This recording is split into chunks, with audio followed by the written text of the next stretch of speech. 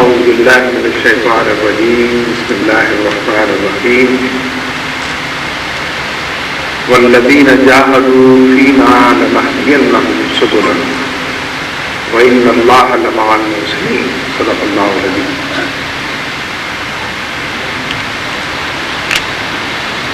برادرم خالد حسین بخاری صاحب، برادر مکی صاحب، حاضرین مجلس، میرے دوستوں، بزرگوں، بھائیوں اور ساتھیوں، مجھے خوشی ہے کہ تحریک محنت کے اس اجتماع میں شرکت کا موقع میسر آیا ہے اور نہایت باوقار اور پرامن طریقے سے ذمہ داران کی تبدیلی کے اس عمل کو قریب سے دیکھنے کا بھی موقع ملا ہے. یہ ریت اور روایت بھی تحریک اسلامی کی ہے،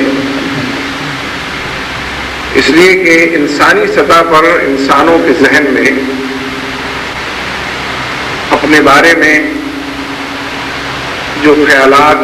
اور احساسات اور پھر خواہشات اور رجحانات ہوتے ہیں وہ کسی سے بھی مخفی نہیں. اصلاً تو انہی کا تزکیہ کرنے کے لیے انبیاء دنیا کے اندر بھیجے گئے تو وہ انسانوں میں اس انسان کو ابھارے کہ جو اللہ کی بندگی کی طرف مائل ہو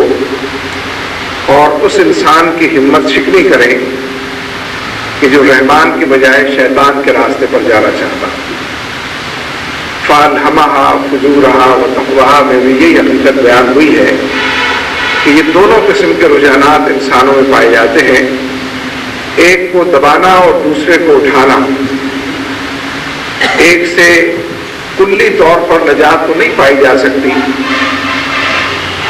لیکن اس کو غیر اہم بنا دینا، فیصلہ کن حیثیت سے اس کو ہٹا دینا،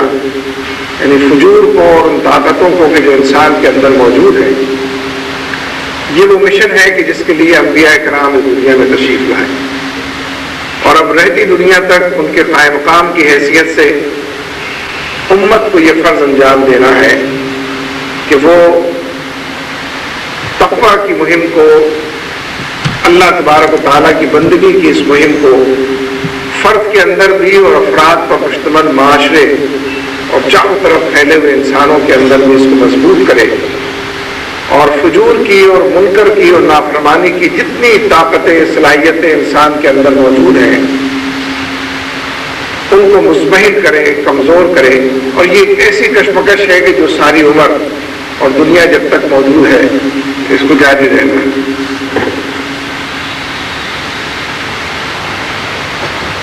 تحریک اسلامی نے یا یوں کہیے کہ انبیاء کے مشن کی اس تکمیل کے لیے اور اس کو لے کر چلنے کے لیے اجتماعی اور تحریکی جدوجہد میں انہیں انسانوں کے اندر جن میں یہ ساری خرابیاں، کوتاہیاں، کمزوریاں بحیثیت انسان کی بھی موجود ہیں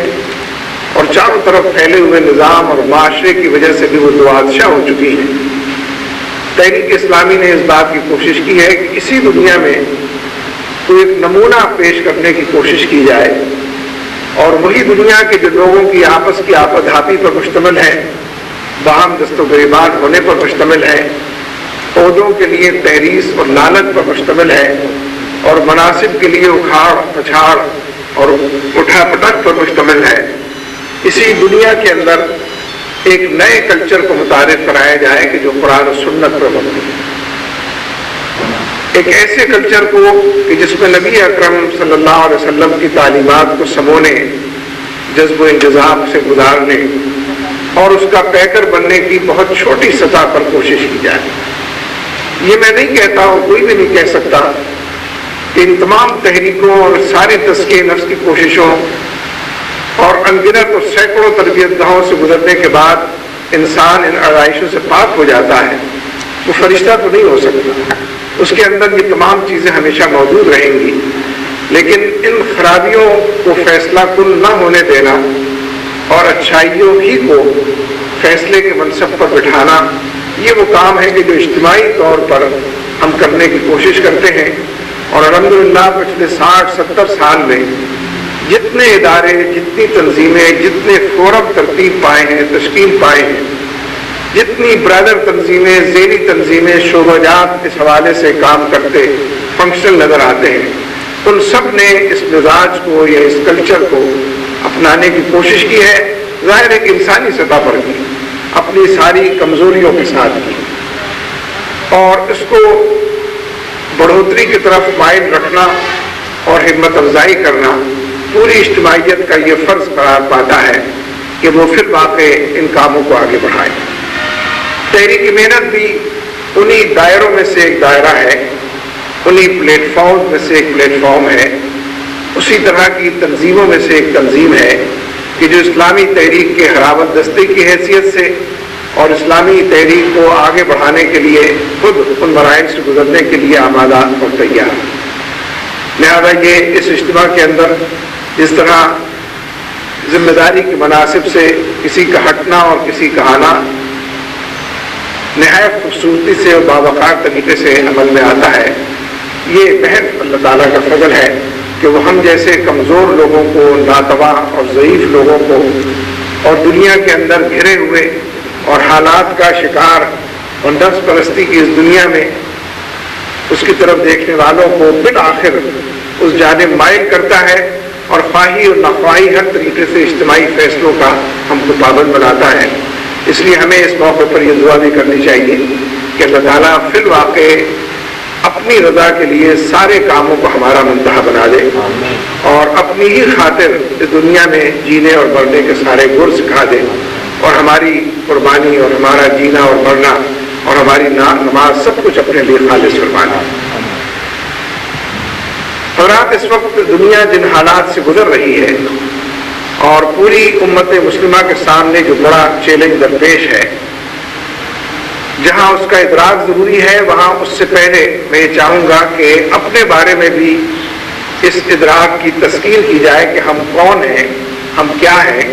اور ہم آج جس مقام پر پوری دنیا کے اندر موجود ہیں تو کیسے اس مقام تک ہم پہنچے۔ مولانا سید مولانا مودودی رحمۃ اللہ علیہ نے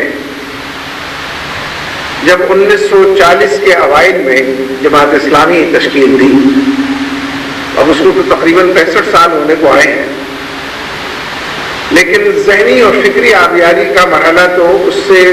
کئی سال پہلے سے، 2 عشروں پہلے سے کم و بیش چل رہا، اور اس وقت کے جو حالات تھے ان حالات کے ٹھیک ٹھیک ادراک کے ساتھ چل رہا ہے۔ میں آپ کو یاد دلاؤں کہ جس وقت مولانا سید مولانا مودودی رحمۃ اللہ علیہ نے دعوت کو اثر نو منظم کرنے، دعوت اللہ کو اثر نو منظم کرنے اور قرآن و سنت کی بنیاد پر تحریک اٹھانے اور اقامت دین کی طرف لوگوں کو بلانے کا عزم کیا، تو اس دور کی 2 بڑی خصوصیات جن کو نظر انداز کر کے یہ کام نہیں کیا جاتا، یہ خلا میں کام نہیں ہو رہا، جن لوگوں کے درمیان جن حالات میں دعوت اللہ اور اقامت دین کے اس کام کو ہونا تھا،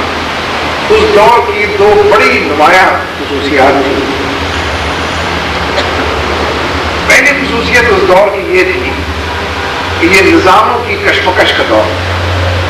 ایک طرف مغرب کا تہذیبی اور سرمایہ دارانہ نظام تھا اور اس کی کوکھ سے، یعنی کیپٹلزم کی اسی کوکھ سے نیشنلزم بھی جنم لے چکا تھا، سیکولرزم اور لبرلزم کے نعرے بھی اپنے لیے جگہ پا چکے تھے، اور ویسے تو غلط نہیں، صحیح بات یہ بھی ہے کہ خود سوشلزم اور کمیونزم نے بھی اسی کی کوکھ سے جنم لیا، لیکن بظاہر ان 2 نظاموں کے درمیان آمیزش تھی، ایک مغرب کا تہذیبی اور سرمایہ دارانہ نظام جو اپنے نوآبادیاتی کلچر کے نتیجے میں دنیا پر قابض ہو چکا، اپنی تہذیب کو، اپنے تمدن کو، اپنے کلچر، ثقافت کو، اپنی تعلیم، نظام تعلیم کو، اپنی اقدار کو پوری دنیا کے اندر پھیلا رہا تھا، اور ایک بے خدا تہذیب اور آخرت سے بے فکر معاشرہ چاروں طرف اٹھا رہا۔ دوسری طرف سوشلزم اور کمیونزم مشرق سے ابھرنے والا اس بات کا دعوے دار تھا کہ دنیا میری، دنیا بھر کے پسے ہوئے اور دبے ہوئے مجبور اور بے کس اور مقہور عوام اسی کی طرف دیکھ رہے، اور خود مغرب کے اندر رہنے والی بہت سی اکائیاں اس مشرق سے ابھرنے والے سوشلزم کی تحلیل میں چلی گئی تھی. یعنی پوری مغربی دنیا میں جتنے مزدور، جتنے کسان، جتنے نوجوان، جتنے صحافی، جتنے اہل دانش و بینش، جتنے اہل قلم تھے، ان کے بارے میں یہ گمان تھا کہ یہ سب کمیونسٹ ہوتے ہیں، یہ لیفٹ کی لابی ہے، یہ سوشلزم کے ماننے والے ہیں. گویا کمیونزم اور سوشلزم نے اپنی لابیز مغربی دنیا کے اندر بھی پیدا کی. مذاہبی نظاموں کی کشمکش کا دور. مولانا سید ابو الاعلیٰ مودودی رحمۃ اللہ علیہ نے جب دعوت اللہ کو سر نو پیش کیا تو اسلام کو ایک مکمل نظام کی حیثیت سے پیش کیا، اور نظاموں کی کشمکش میں ایک برتر اور بہتر فوقیت رکھنے والا نظام ایسے نظام کی حیثیت سے پیش کیا. ان کے پورے لٹریچر میں یہ استدلال بھی ملے گا، اور مجموعی طور پر محض عبادات اور اخلاقیات ہی نہیں، بدرجہ اولا یہ دونوں چیزیں بھی موجود تھیں، لیکن اسلام کی حقانیت بھی اور اسلام کا یہ کلیم بھی کہ یہ دنیا میری ہے، اس کی ہر چیز میری. یعنی بیچ چوراہے پر لا کر اسلام کو کھڑا کر دیا، ممبر و محراب سے اور گنبد و مینار سے اتر کر وہ چوراہے پر آ گیا، اور وہ اس بات کا دعوے دار تھا کہ معیشت بھی میری ہے، اصول ہے معیشت بھی میرے ہیں، معاشرت بھی میری ہے، اس کے قاعدے ضابطے بھی میں بتاؤں گا. اور انسانوں کو ترقی اور آگے کی طرف لے جانے کے لیے، ان کے درمیان عدل و انصاف اور اس کی میزان نصب کرنے کے لیے، ان کو معراج اور بلندیوں اور رفعتوں کا سفر طے کرانے کے لیے، اور انسانیت کو اپنے رب سے ملانے کے لیے میں ہدایت دوں گا، میں تمہیں تعلیم دوں گا. اسلام اس دعوے کے ساتھ ایک پورے اور مکمل نظام کی حیثیت سے آ کر کھڑا ہو گیا، اور ان دو نظاموں کے مقابلے میں اس میں کشش بھی زیادہ پیدا ہو گئی، اس لیے کہ فرد کی سطح پر جس طمانینت قلب کی ضرورت ہے، جس انشراح صدر کی ضرورت ہے، جس سکون اور سکینت کی ضرورت ہے، وہ اسلام اس بات کا بھی دعوے دار تھا. جا بجا لٹریچر میں اس حوالے سے بات ملتی ہے، اور افراد پر مشتمل معاشرے کے اندر بھی جن الس کو، برائیوں کو ان کی جڑ سے اکھاڑ پھینکنا چاہیے، اور جن اچھائیوں اور بھلائیوں کو پرورش دینا چاہیے، اس حوالے سے بھی یہ اسلام. لہذا اس دور کی یہ خصوصیت کہ نظاموں کی کشمکش کا ایک دور تھا. مولانا سید ابو الاعلیٰ مودودی نے اسی اقامت دین کی جدوجہد کا مطمع نظر یہی بتایا کہ اس دین کا غلبہ جو اللہ اور اس کے رسول کی طرف سے ہے، اور ان تمام حوالوں سے اس کا غلبہ کہ یہ مکمل ترین اور افضل ترین نظام ہے، اور ان تمام نظاموں کی خامیاں کہ جو پہلے سے موجود تھے بالکل مبرہن اور واضح طور پر پیش کی. پھر اس دور کی دوسری خصوصیت یہ تھی کہ اس دور کے رہنے بسنے والے، اس کے فلاسفہ اور نظریات رکھنے والے لوگوں نے یہ بات بڑے پیمانے پر پھیلائی ہوئی تھی، اور اپنے بارے میں اس گمان کو بہت عام کیا ہوا تھا کہ ہم عقل پرست لوگ ہیں،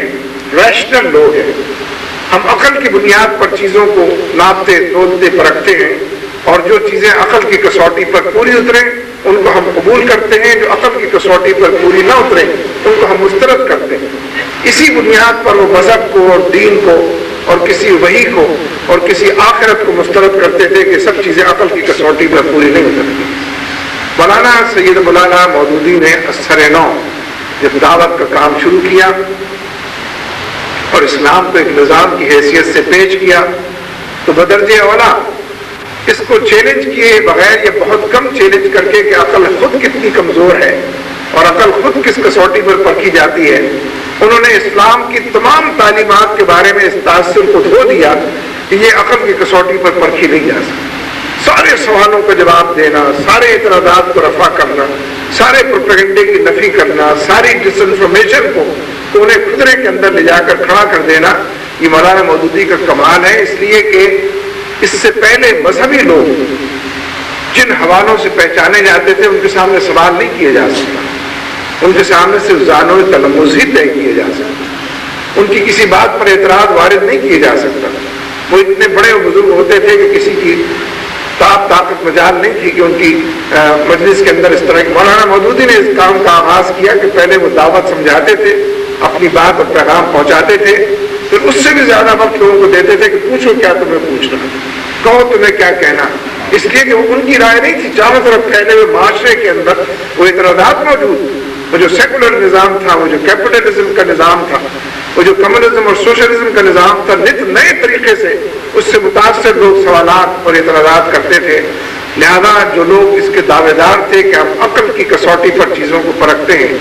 مولانا مودودی کی کئی جلدیں رسائل و مسائل کی بن گئی، لیکن وہ تو بہت تھوڑی ہیں، فضاؤں کے اندر تحریر ہو گئے سوالوں کے جواب بھی، لیکن لوگوں کے ذہنوں کو مطمئن کرنے کا اور ان کو طمانینت سے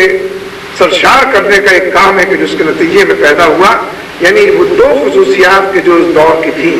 مولانا نے ان کو سامنے رکھ کر اپنی تحریر کو اٹھایا اور اس کے نتیجے میں دور تک اس تحریر کو پھیلایا۔ مجھے یہ کہنے میں، یہ پوری گفتگو میں نے اس لیے کی، جو بات میں کہنا چاہتا ہوں کہ کوئی بات نہیں ہے کہ علمی طور پر تو مولانا مودودی کی اٹھائی ہوئی تحریک نے اس وقت بھی اپنے دشمنوں سے، مخالفین سے اپنے آپ کو منوا لیا، اور اس وقت کے فلسفی اور آئیڈیالوگ اور نظریاتی لوگ اور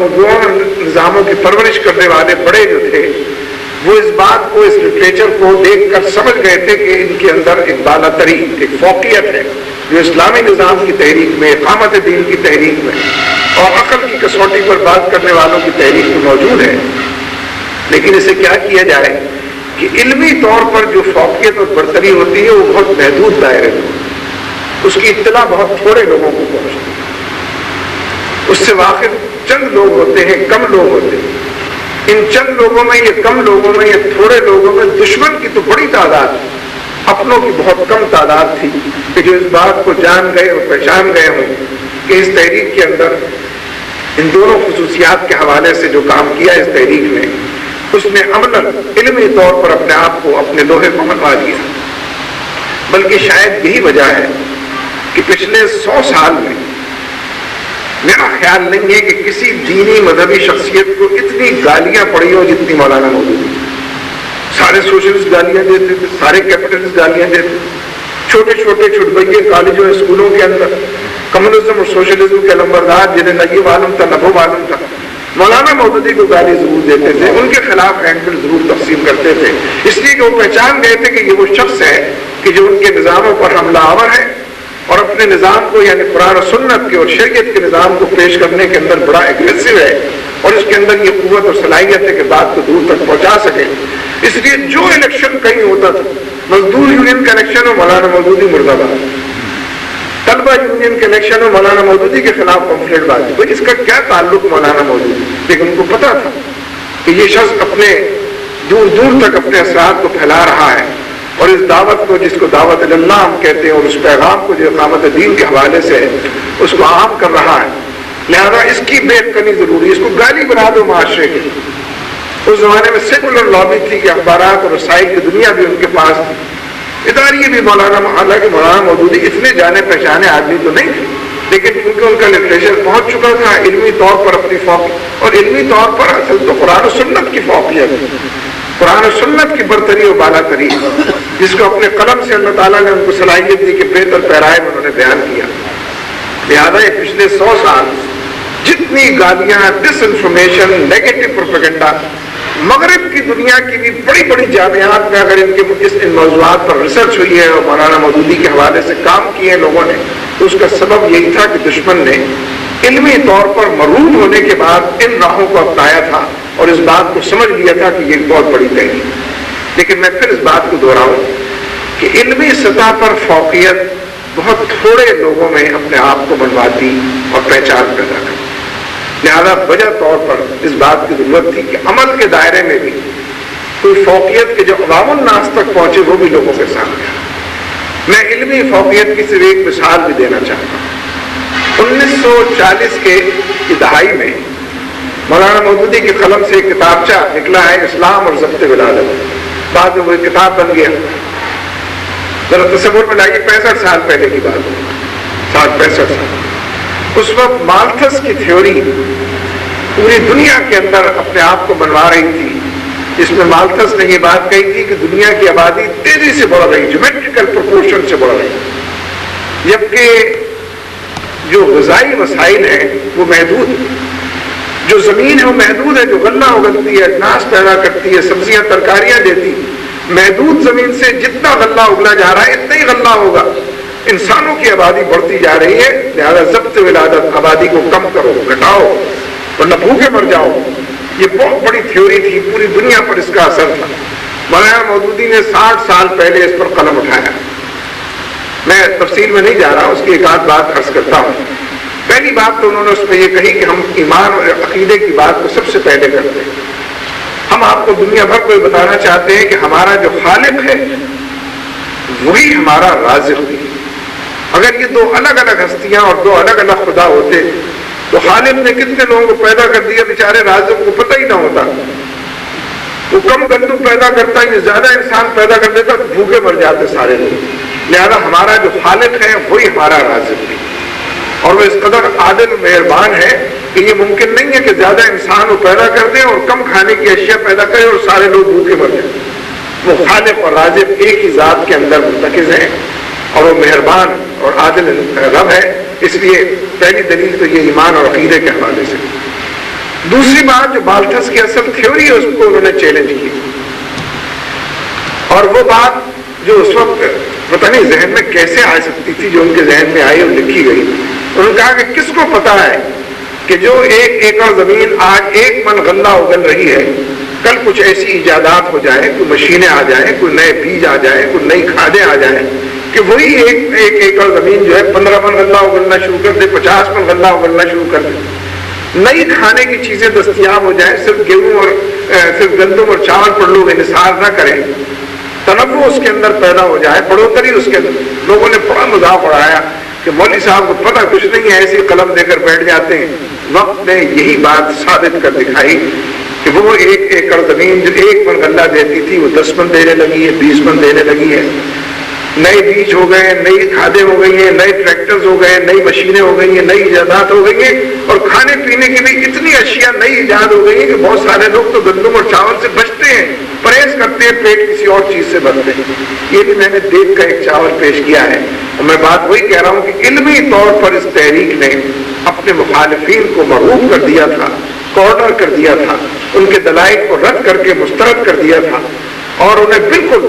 4 دانگ عالم کے اندر نقب بنا دیا تھا کہ وہ کسی قابل نہیں ہے۔ یہ ایک بات، ورنہ تہذیب کے، تمدن کے، معیشت کے، معاشرت کے تمام دائروں میں جو لٹریچر ہے اس نے ان دونوں نظاموں کو ڈیفینسو کیا۔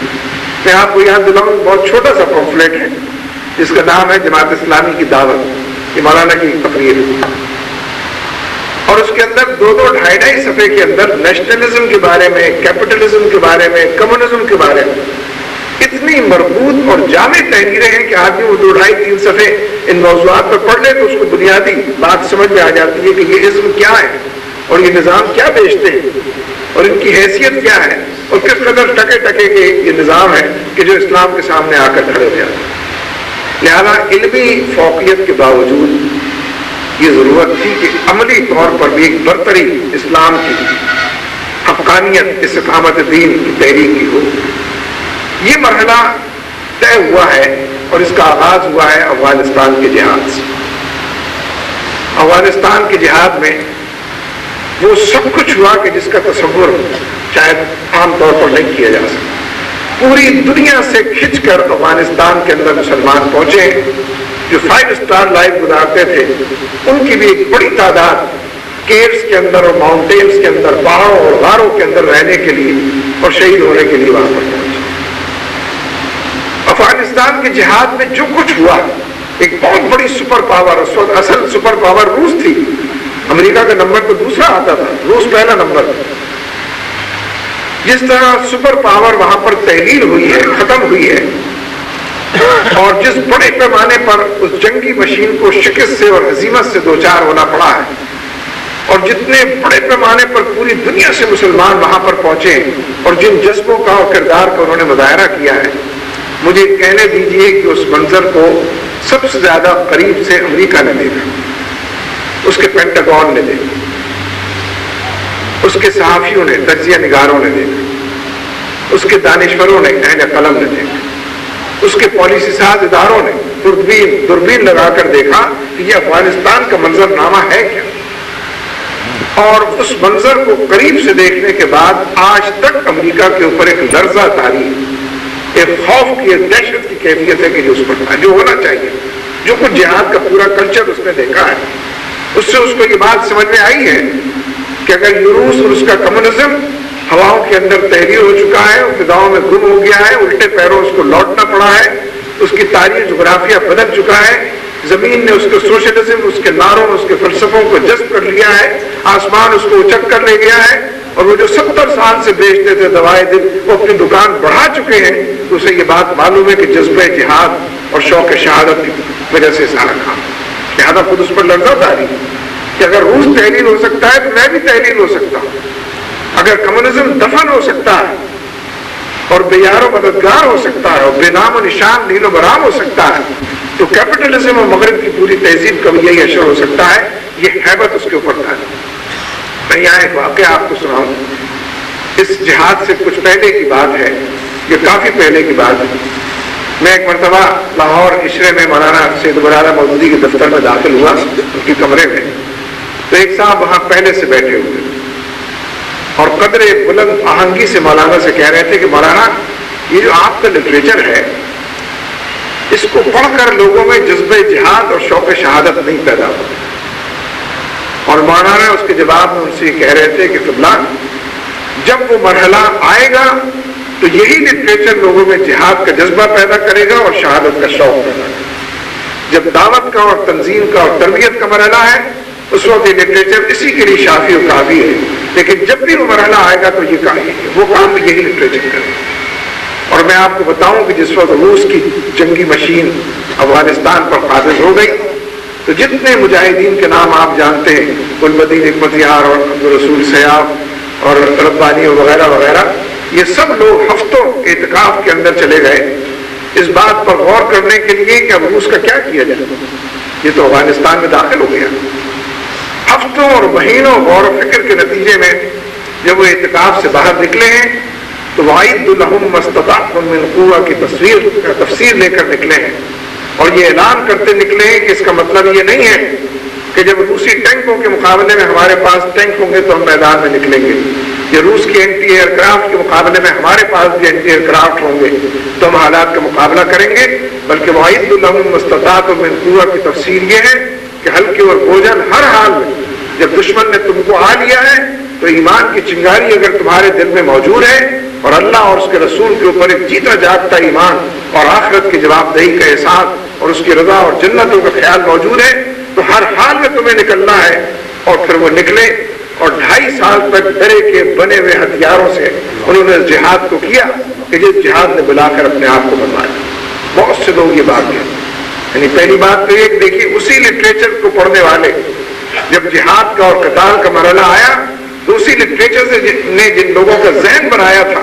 انہوں نے جہاد اور قتال کے میدان میں اترنے کا فیصلہ کیا، اور انہوں نے لاکھوں لوگوں کو اپنے جلو میں چلا کر پوری دنیا کے مسلمانوں کو اپنی جانب متوجہ کیا۔ یعنی مولانا کی وہ بات درست ثابت ہوئی کہ یہی لٹریچر جب وقت آئے گا تو تمہیں جہاد اور قتال کی طرف بلائے۔ لیکن اس میں بڑی اہم بات یہ ہے، بہت سے لوگ یہ سمجھتے ہیں کہ امریکہ کے اسلحے سے جنگ لڑی گئی۔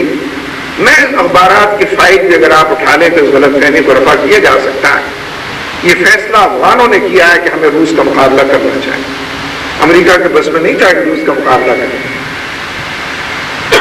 اور یہ ایمانی کے حوالے سے اور ایمان اور یقین کے حوالے سے یہ فیصلہ کیا جا سکتا تھا جو مجاہدین نے کیا کہ ہمیں روس کے مقابلے میں نکلنا اور میدان عمل کے اندر اپنے آپ کو ثابت کرنا۔ پھر یہ کہ 2.5 سال تک یہ جنگ جیسا کہ میں نے عرض کیا درے کے بنے ہوئے ہتھیاروں سے لڑی گئی، اور 2.5 سال میں ہی نقشہ بدلنے لگا۔ آپ ذرا اخبارات اٹھا کر دیکھیں اس زمانے پریس کے اندر یہ انالیسس، یہ تجزیے، یہ اداریے،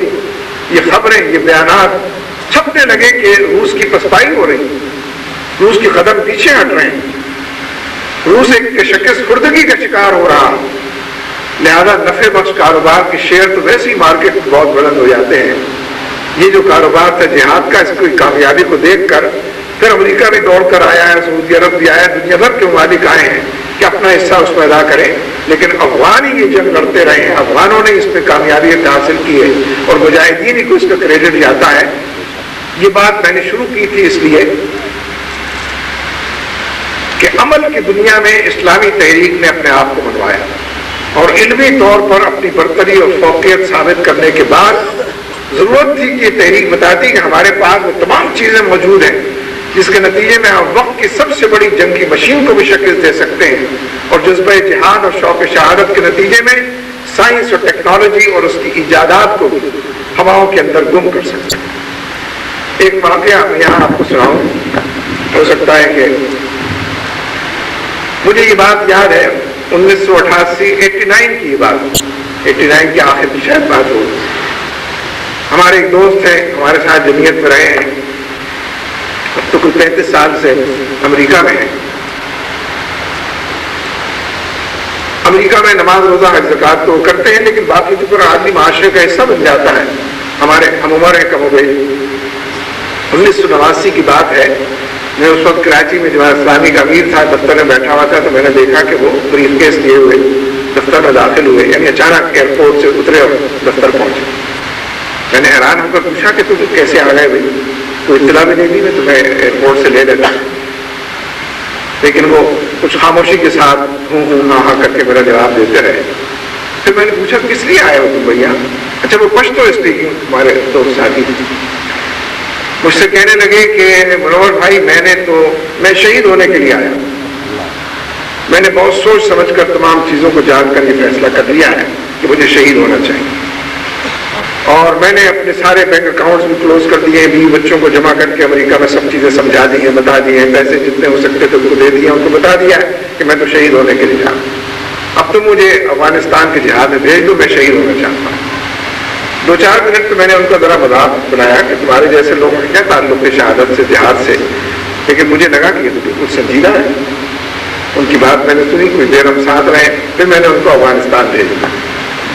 تو بہت زیادہ دقت بھی انہیں پیش نہیں آئی، پشتو بولنے والے تو تھے ہی وہاں پر، پہلے سے یہی 2 زبانیں تھیں، فارسی اور پشتو۔ وہاں وہ 4 مہینے رہے۔ درمیان میں کئی مرتبہ ان کا ٹیلی فون بھی آیا اور انہوں نے مجھ سے کہا کہ منور بھائی میں تو بہت ہی گناہگار آدمی ہوں، مجھے تو اندازہ ہی نہیں تھا اس سے، اللہ تعالیٰ مجھے قبول ہی نہیں کر رہا۔ جو ٹیمیں بنتی ہیں 3 مرتبہ وہ سارے لوگ شہید ہو چکے ہیں جن کے ساتھ مل کر میں جہاد کرتا ہوں، میں بچ جاتا ہوں ہمیشہ، اور میں واقعی بےحد گناہگار ہوں، میرے لیے دعا کریں کہ اللہ تعالیٰ مجھے قبول کرے۔ یہ بے قراری دیکھیے آپ، میں پہلے عرض کر چکا، امریکہ نے اس منظر کو دیکھا، یہ کس مٹی کے بنے ہوئے لوگ ہیں، زندگی سے پیار کرنے کے بجائے موت سے پیار کرتے، زندگی کو خاطر میں لانے کے بجائے موت کی آنکھوں میں آنکھیں ڈال کر، یہ پورا کلچر اس نے دیکھا ہے قریب سے۔ یہ میں ایک مثال اس کی رکھی۔ 4 مہینے ان کو جب وہاں پر گزرے تو آخری زمانے میں ان کی بےتابی بے قراری کا عالم یہ تھا کہ وہاں جو ڈسپلن تھا مجاہدین کا، مثال کے طور پر وہ یہ طے کرتے تھے دن بھر جائزہ لے کے، اور شام کو یہ اعلان کرتے تھے کہ اندازہ ہے کہ روس کی فوجیں آج فلاں فلاں جگہ پر بمباری کریں، لہٰذا ان مقامات سے ہٹ کر رہا جائے اور ماؤنٹینز کے اندر ہی اور غاروں کے اندر ہی اپنے لیے جگہ بنائیں۔ ان کا یہ عالم ہو گیا تھا آخر میں بےتابی اور بے قراری کا کہ وہ اس نظم کی خلاف ورزی کرتے تھے، اور ان مقامات پر جا کر لیٹ جاتے تھے اور بندوقیں لے کر پہنچ جاتے تھے اپنی، جہاں یہ اندیشہ ہوتا تھا کہ یہاں بمباری ہو، کوئی بم ادھر گرتا تھا، کوئی بم ادھر گرتا تھا، وہ زندہ سلامت صبح کو موجود ہوتے تھے۔ 4 مہینے بعد وہاں سے واپس آئے اور بالکل ڈہ گئے تھے، اور بالکل یہ لگتا تھا کہ جیسے ایک آدمی نے ایک فیصلہ کیا ہو اور اس فیصلے کو عمل درآمد ہوتے نہ دیکھ کر شدید قسم کی مایوس۔ میں نے ان کو اٹھایا، میں نے کہا بھائی تم تو سعادت مند انسان ہو، تم تو دن میں کئی بار شہید ہوئے، اپنے آپ کو پیش کر دینا اور مالی اور جسمانی طور سے اپنے رب کے دربار میں حاضر ہو جانا، اس کی چوکھٹ پر سجدہ ریز ہو جانا، تم نے تو یہ بات تسلسل سے 4 مہینے کیا ہے، تم تو بار بار شہید ہوئے ہو، باقی اس کی مشیت، یہ اس کے فیصلے ہیں اور اسی کے فیصلے صحیح حتمی آ گئی۔ میں آپ سے یہ واقعہ اس لیے میں نے سنایا کہ یہ ہزاروں واقعات جب آپ ایسے لوگوں کے درمیان بیٹھ جائیں جو جن کا کچھ مس رہا ہو اس افغانستان کے جہاد سے، تو وہ واقعات لوگ بیان کرتے چلے جاتے ہیں، اس دور کا کوئی سرا ہی نہیں ہے، کوئی اینڈ نہیں ہے کہ جہاں پر امریکہ نے اس پورے منظر نامے کو دیکھا ہے اور لاکھوں لوگوں کو پوری دنیا سے سمٹ کر اس جہاد کے اندر شریک ہوتے دیکھا ہے، جنہوں نے اپنی 5 اسٹار لائف کو چھوڑا ہے اور پہاڑوں کے اندر آنا پسند کیا ہے۔ اسی کے نتیجے میں جہاں ایک طرف یہ بات مسلمہ ہو گئی کہ اسلامی نظام اور اس کی جدوجہد اور اقامت دین اور اس کے لیے کوشش اور کاوش جہاں علمی طور پر اپنے آپ کو منواتی ہے، عمل کے دائرے میں بھی اس کا کوئی ثانی نہیں، کوئی روس، کوئی امریکہ، کوئی کیپٹلزم، کوئی سوشلزم، یہ نظریہ وہ نظریہ، کوئی سیکولرزم، کوئی لبرلزم، اس کا پاسنگ ہی نہیں ہے، اس کے مقابلے میں آنے کی ہمت، تاب و طاقت، سکت و صلاحیت ہی ان کے اندر نہیں ہے۔ اسی جہاد کے نتیجے میں پھر پوری دنیا میں جہاد پھیلا۔ یہ ہمارے عرب بھائی، فلسطینی بھائی جو تھے، یہ عرب قوم پرستی کی بنیاد پر اسرائیل سے لڑ رہے ہیں۔ افغانستان کے جہاد کے نتیجے میں پھر وہاں انتفاضہ شروع ہوا، حماس کی تحریک اٹھی، پھر وہ جہاد کی بنیاد پر اٹھے۔ یہ ہمارے کشمیری سو چکے تھے، کوئی جانتا ہی نہیں تھا، ان کا مسئلہ غرق ہو چکا تھا، ذہنوں سے نائب ہو چکا، تاکہ رسیا کی زینت بن چکا تھا۔ پھر یہ 88-89 سے پھر بالآخر منظم ہوئے اور جہاد کی وجہ سے انہوں نے اپنا تشخص بحال کیا ہے اور پوری دنیا میں کشمیر کا موضوع، پھر چیچنیا میں یہ ہوا ہے، پھر بوسنیا میں یہ ہوا ہے، پھر مشرقی تیمور میں یہ ہوا ہے، پھر برما اور روہنگیا، اور ان تمام تحریکوں نے اس کام کو کیا ہے، جا بجائے جہاد میں چراغ سے چراغ جلائے، اور عمل کی دنیا کا ایک موضوع بن گیا ہے کہ جہادی تحریکیں اور اسلامی تحریکیں، جن کے پیچھے لٹریچر بھی ہے۔ پھر وہ الگ بحث ہے، میں اس میں نہیں جانا چاہتا کہ ان میں سے کتنے ہیں جن کے بارے میں وہ کہتے ہیں جمہوریت کی جو بات کرتے ہیں وہ بھی جمہوری نہیں ہے، انتخاب کے راستے سے جو آنا چاہتے ہیں وہ بھی اندر سے انقلابی ہیں، اور ایسی تبدیلی لانا چاہتے ہیں، جب موقع ملے گا تو سب کچھ رسم کر دیں گے، اس پورے نظام کو کھا جائیں گے۔ ٹھیک ہے، کہتے رہیں ان کے اوپر جتنا خوف طاری ہو، جتنی دہشت طاری ہو، جن جن حوالوں سے احساس کمتری ان پر طاری ہے، اللہ تعالیٰ کی دین ہے، وہ لوگوں کے ساتھ کر رہا ہے۔ لیکن مجھے اس وقت جو بات آپ سے کہنی ہے وہ یہ کہ اس خاص لمحے وہ تحریک کی جس کے ہم نے خصوصیات بیان کی، اور دو باتیں اس سلسلے میں نے عرض کی، آج اس لمحے پوری دنیا کے اندر جو مارکا اور مرحلہ ہے، ایک طرف گلوبل اسلام، عالمی سطح پر اسلام کا یہ چیلنج اور اسلام کا یہ دعویٰ اور قرآن و سنت کی تعلیم کا یہ عنوان کہ یہ دنیا میری، یہاں بندوں کو بندوں کی خدائی سے نکال کر بندوں کو بندوں کے رب کی طرف ہکانا، اور اس سلسلے میں کوئی ریزرویشن، کسی تحفظ میں درمیان میں کام نہیں کرنا۔ اور دوسری طرف عالمی سیکولرزم یا عالمی طاغوت علمی طور پر شکست کھا چکا ہے، اور عالمی طاغوت یا عالمی سیکولرزم عمل کے دائرے میں بھی جہاد کے حوالے سے یا دوسرے حوالوں سے شکست کھا چکا ہے۔ بلکہ آپ اجازت دیں تو میں عرض کروں کہ یہ جو انتخابات کی اکائی ہے، فیئر الیکشن میں یہاں پہ بھی وہ شکست کھا چکا ہے، چاہے وہ چھوٹے لیول پر بلدیات کے اور ضلعی حکومتوں کے ہوں یا قومی سطح پر اس ملک میں اس ملک میں۔ یہ ساری مسلم دنیا جو انتخابات بھی نہیں کراتی، اور امریکہ کہتا ہے یہ غلطی نہ کریں، تو وہ اسی وجہ سے کہ ان کو ڈرے کہ اس میں پھر یہ فنڈامنٹلسٹ،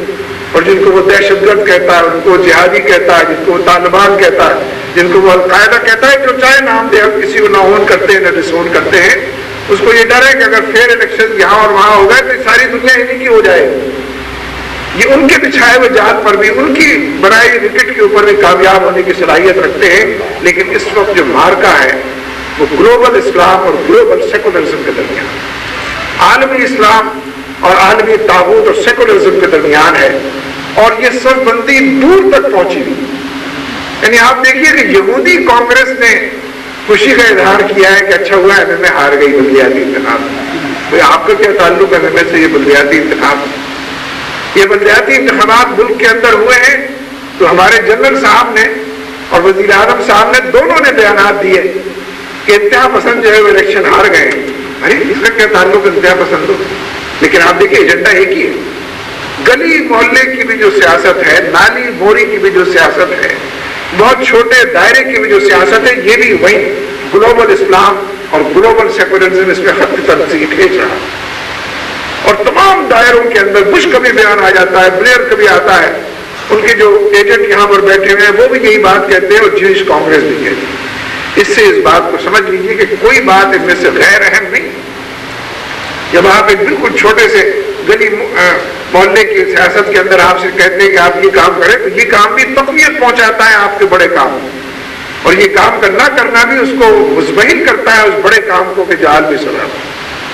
کامیاب ہوئے نہیں ہوئے تو بات کی بحث ہے، دوست دادی کس کو کہتے ہیں، لیکن ان کی بے چینی اور بے قراری اور ان کے اضطراب کو دیکھیے کہ جو آپ کے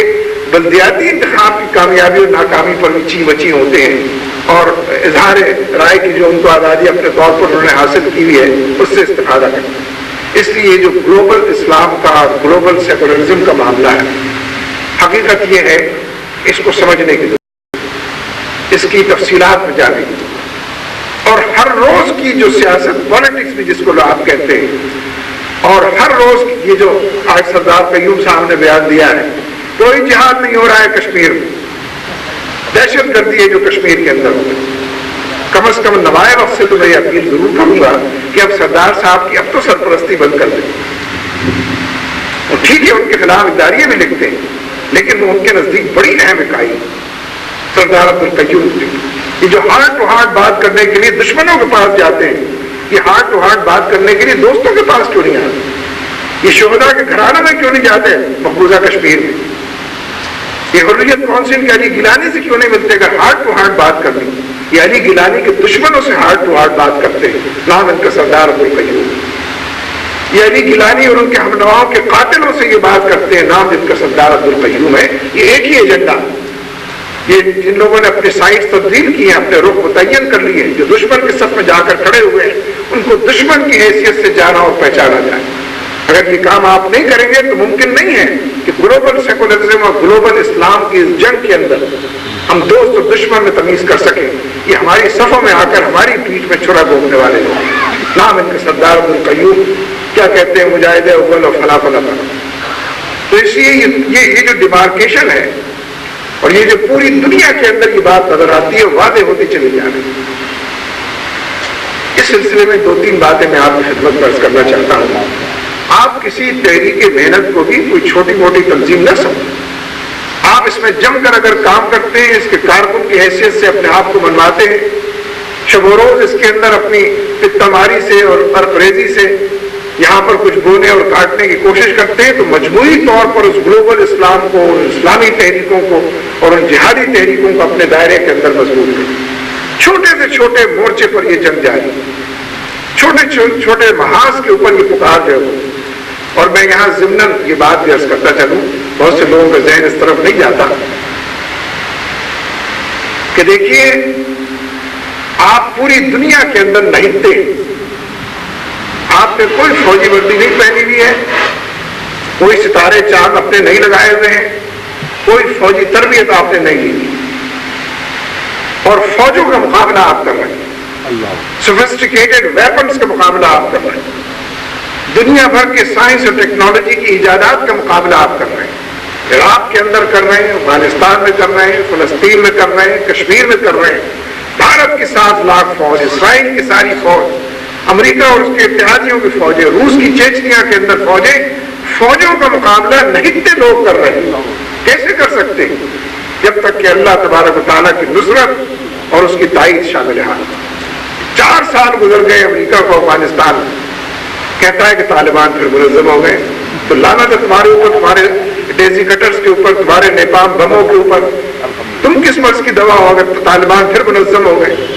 کہتے ہیں ملا عمر ابھی زندہ ہے، کہتے ہیں اسامہ بن لادن کو بھی کل دیکھا تھا، صبح کو وہاں، شام کو وہاں دیکھا، القاعدہ کا نیٹ ورک بھی موجود۔ تو یہ تو خود اس بات کا اعلان کر رہے ہیں کہ ہمیں 4 سال ہو گئے اور ہماری فوجیں وہ کام کرنے میں ناکام رہی ہیں جس کا انڈیا لے کر اعلان کر کے وہاں پر پہنچے۔ اور دیکھیے پھر وہی بات ثابت ہوئی، افغانستان پر لاکھوں ٹن بارود گرایا گیا،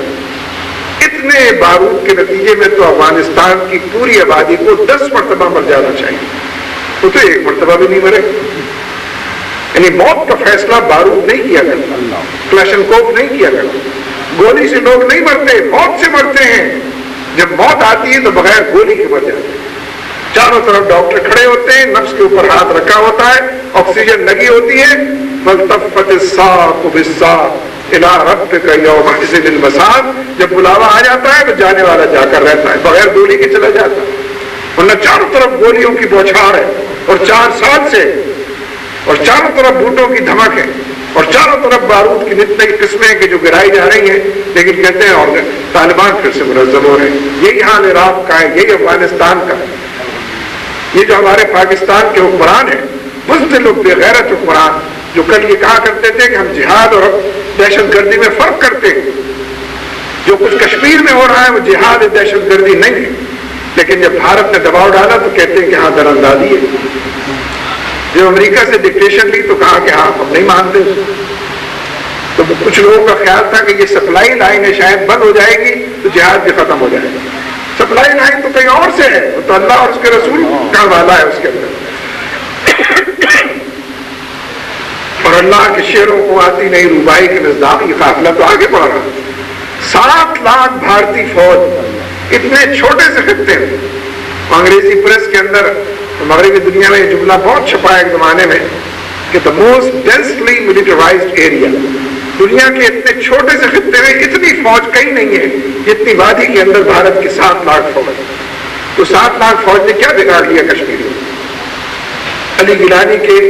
ذوق کے باوجود ان کے پائے استقامت میں بھی الحمدللہ لغزش نہیں آ سکی. اور شہداء کے جو قافلے اور غازیوں کے جو قافلے ہیں،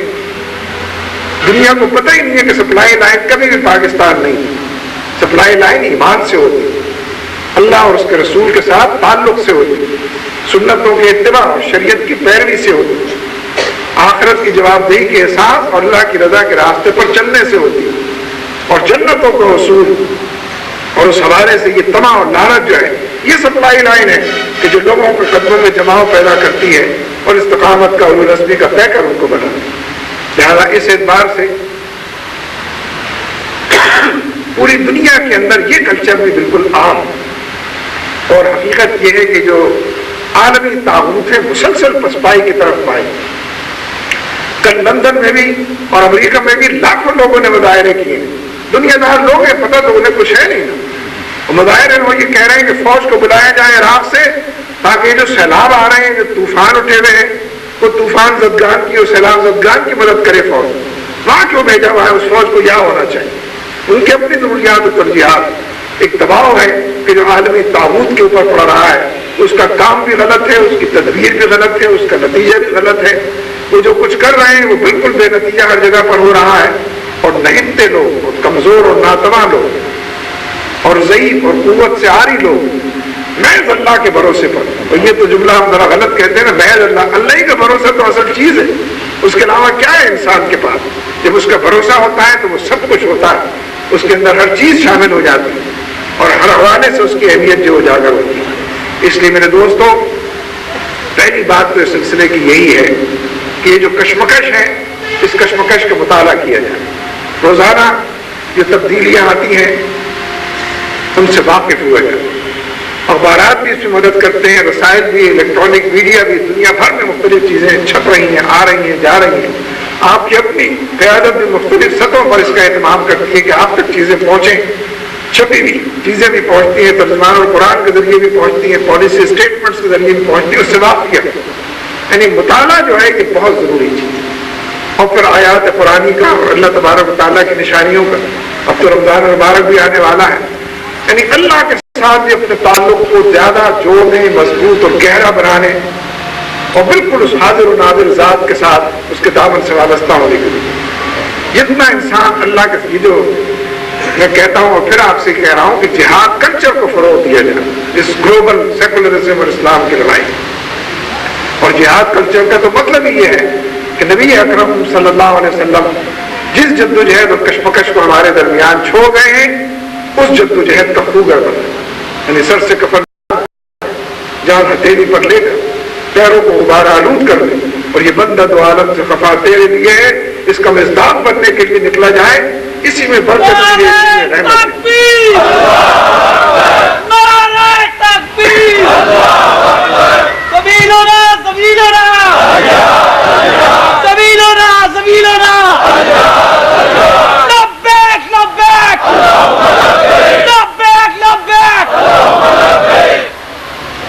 میرے دوستوں، بھائیوں، بزرگوں اور ساتھیوں، حقیقت یہ ہے کہ اللہ تبارک و تعالیٰ نے ہمیں ایک ایسے دور کے اندر اسلام کے حوالے سے اپنی شناخت کو اجاگر کرنے کا موقع دیا ہے، توفیق دی ہے کہ یہ دور خوشبو اور مہک کا اور جو دور اندھیروں کا مقابلہ اجالوں سے کرنے کا دور. اس حوالے سے اپنی ذمہ داریوں کو محسوس کرنا، اپنی تنظیم، اپنی اجتماعیت کے ساتھ پورے طریقے سے وابستہ رہنا، اس کے فیصلوں اور اس کے احکامات کو بروئے کار لانا اور ان تمام ترجیحات کو سامنے لے کر رکھنا کہ جو اوور آل مجموعی طور پر پوری جہادی اور اسلامی تحریکوں کی ترجیحات ہیں، یہ وہ کام ہے کہ جو پیش نظر بھی ہے اور کرنے کا کام. یہاں میں یہ بات کہہ کر بات کو ختم کرنا چاہتا ہوں کہ دیکھیے کسی احساس کمتری میں مبتلا ہونے اور معذرت خواہانہ رویے کو اختیار کرنے کی ضرورت نہیں. آپ سے کوئی غلطی نہیں ہوئی، یعنی پوری امت مسلمہ نے پچھلے کئی اشروں میں پر پھیلی ہوئی تاریخ میں الحمدللہ کوئی غلطی نہیں کی کہ جس کی ہم معذرت کریں کہ ہم سے غلطی ہو گئی تھی افغانستان میں یا ہم سے غلطی ہو گئی تھی کشمیر میں. آپ کا کیس بالکل ٹھیک ہے، آپ کا مقدمہ درست ہے، ہم نے جہاد کیا ہے تو شرمانے کی ضرورت نہیں. جہاد ہمارا جذبہ ایمان ہے، جہاد ہمارے دین کا ستون ہے، جہاد وقت کی ضرورت ہے. ہم اس مقام پر لبیک کہتے رہیں گے. میں آئے بائیں شائع ہو کر کہنا کہ نہیں ہم سے کوئی غلطی ہو گئی تھی، ہم نے جہاد نہیں کیا تھا، ہم نے تو فلاں کام کیا، یہ کوئی مسئلہ نہیں. اور یہ چھوٹے سے چھوٹے دائرے میں کسی معذرت کی ضرورت نہیں، چاہے وہ مدرسوں کا مسئلہ ہو، ان کی رجسٹریشن کا مسئلہ ہو، ممبر و محراب کا مسئلہ ہو. کہتے ہیں کہ لاؤڈ اسپیکر اتار دیں گے. جب جس دن یہ لاؤڈ اسپیکر واقعی اتار دیں، ویسے تو انہیں پتہ ہی نہیں ہے کہ کس بڑ کے چھتے میں ہاتھ ڈالنا چاہتا ہے. یہ اس بات سے واقف بھی نہیں ہے کہ لاؤڈ اسپیکر کس شے کا نام ہے. انہیں پتہ ہی نہیں ہے کہ اس کے پیچھے کس طرح لاکھوں لوگ، نمازی تو تھوڑے ہی ہوتے ہیں نا مسجدوں میں. لاؤڈ اسپیکر اتارے، جتنے بے نمازی ہیں محلے اور بستی کے سڑکوں کے اوپر آ جائیں، نمازی پیچھے رہ جائیں گے، بے نمازی آگے ہوں گے. لاؤڈ اسپیکر نکالنے پر احتجاج کر، یہ امت مسلمہ ہے. اس میں ہر طرح کی لہریں ایمان کی موجود ہیں. اس میں کسی کو آپ کمتر نہ سمجھیں. یہ پوری امت ایک ہے اور یکجان ہے، اور جو ایجنڈا سامنے آتا ہے اس ایجنڈے پر کچھ کرنے اور کر گزرنے کا دائیا رکھتی ہے. لہذا کوئی اپالوجیٹک اپروچ جو ہے اور کسی بھی معاملے کے اندر یہ سمجھنا کہ کمزوری کا اظہار کرنا، ہرگز اس کی کوئی ضرورت نہیں ہے. آپ کے بڑوں نے، ان کے بڑوں نے، آپ سے پہلے والوں نے، ان سے پہلے والوں نے، آج والوں نے، سب نے الحمدللہ اللہ کے فضل سے ہمیشہ صحیح اجتہادی فیصلے کیے اور صحیح طریقے سے ان فیصلوں پر عمل درآمد کیا. اس لیے ان تمام معاملات میں بعض لوگ کہتے ہیں کہ ذرا آہستہ بات کریں، بھائی 9/11 ہو چکا ہے، آپ پھر بھی کتنی زور سے بات کرتے ہیں، کم ذرا چھوڑ. کوئی آہستہ بات کرنے کی ضرورت نہیں. ہم جو بات حق سمجھتے ہیں، حکمت کے ساتھ اس بات کو کہنے کی صلاحیت پہلے بھی اللہ تعالیٰ نے دی تھی، آئندہ بھی اسی صلاحیت کا انشاءاللہ مظاہرہ کریں. لیکن اس پورے عالمی ایجنڈے سے اور امت کی ان ترجیحات سے اور جہادی اسلامی تحریکوں سے پوری واقفیت رکھنے کی ضرورت ہے، تاکہ اس کے نتیجے میں ہم فی الواقع اس منزل کو پا سکیں کہ جو اللہ تعالیٰ نے ہمارے لیے مقدر کی ہے. اللہ تبارک و تعالیٰ ہمارا حامی و ناصر ہو. واقول قولی ھذا واستغفر اللہ لي ولكم ولسائر المؤمنين وآخر دعوانا ان الحمد لله.